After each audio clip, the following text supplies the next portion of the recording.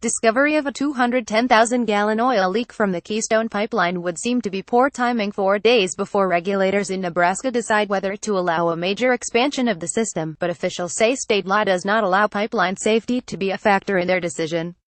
The Nebraska Public Service Commission was scheduled to rule Monday if a Keystone XL expansion pipeline proposed by TransCanada Corp can cross the state. The Commission's decision is the last major regulatory hurdle for a project that has faced numerous local, state and federal reviews and lawsuits since it was announced in 2008. Keystone operator TransCanada Corp. shut down the existing pipeline early Thursday morning and workers were testing to determine the cause of the spill on agricultural land in Marshall County, South Dakota, near the North Dakota border, about 250 miles 402 kilometers west of Minneapolis. State and company officials said the spill was not a threat to waterways or drinking water, but critics were quick to use the leak as an example of what they see as the risks to the environment. The Nebraska vote Monday will be on a proposed route for Keystone XL, a massive expansion that also would be operated by TransCanada. The new pipeline would carry an estimated 830,000 barrels of oil a day from the oil sands areas of Canada through Montana, South Dakota and Nebraska, where it would connect with the existing Keystone pipeline. The decision will hinge on testimony and documents generated from public hearings over the summer and from more than 500,000 public comments, Nebraska Public Service Commission spokeswoman Deb Collins said.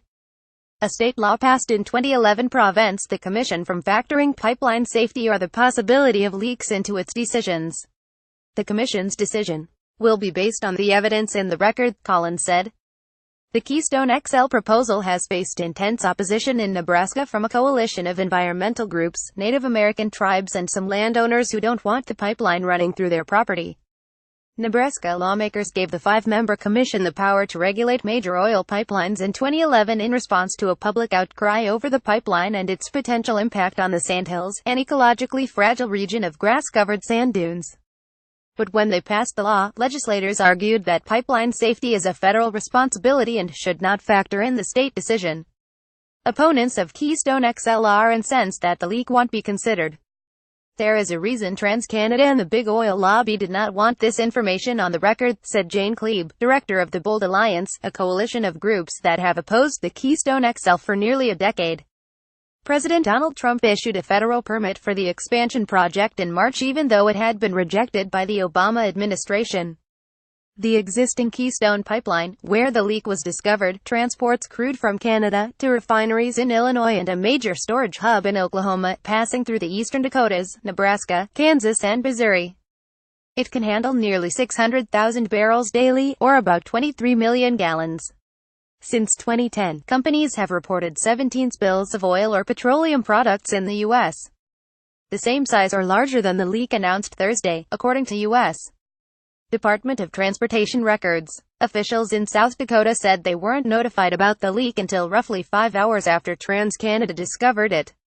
Brian Walsh, an environmental scientist manager at the South Dakota Department of Environment and Natural Resources, said officials would likely inquire about the delay but were focusing immediately on the spill. TransCanada said Friday the leak was controlled and posed no threat to public safety. The company has sent more than 75 workers to the spill site, including environmental, engineering and emergency response specialists. TransCanada spokesman Matthew John said the company will need to do extensive testing along with federal regulators and independent testing facilities before they can pinpoint a cause. An aerial photo released by TransCanada on Twitter that the company says is of the spill, shows a darkened area on flat agricultural land.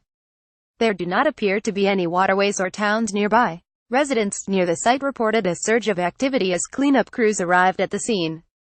Susie Easthouse, general manager at the Front Porch in Langford, a city southeast of the spill area, said the restaurant will be catering for TransCanada workers at the site. Easthouse said she's serving Friday supper and a middle-of-the-night shift meal for 80 people, with meals for 100 people on Saturday. I'm pretty much going to be working a 24-hour shift here now, Easthouse said. Easthouse said she has mixed emotions about the pipeline, a tug between the business it has brought to the area and her environmental concerns. She thinks the spill will have lasting effects in the area. It's almost like everybody's fears have come true with it, Easthouse said. It's not the notoriety we really want in small-town South Dakota. This version of the story corrects that there have been 17 leaks the same size or larger than the Keystone spill instead of 17 larger than this spill.